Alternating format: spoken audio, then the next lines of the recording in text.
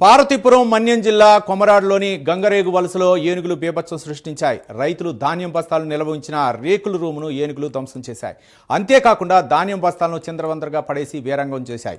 ఏనుగులు బీభత్సం సృష్టి రైతులు ఆందోళనకు గురవుతున్నారు.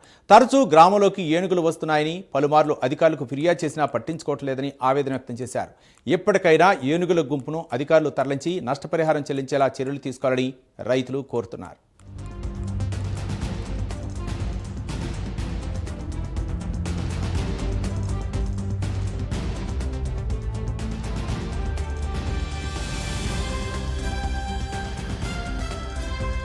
పార్వతీపురం మన్యం జిల్లా గంగవలస గ్రామం.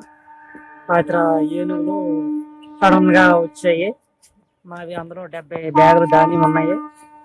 సడన్ గా అవి తినేసాయి. ఈ లేట్ చేయడం మాకు అర్థం కావట్లేదు. పంట నష్టపరిహారం ప్రభుత్వం కల్పించాలని మేము ఆశిస్తున్నాం. ఈ పండుగ ముందు మాకు ఇవి అనుకుని నమ్ముకొని ఉన్నాము. మరి దీనికి ఆధారంగా ఏ విధంగా మీరు చేస్తారు మాకు అర్థం అవ్వట్లేదు. అది మా వినపం. పార్వతీపురం మన్యం జిల్లా గంగవలస గ్రామం. రాత్రి ఏనుగులు సడన్ గా వచ్చాయి.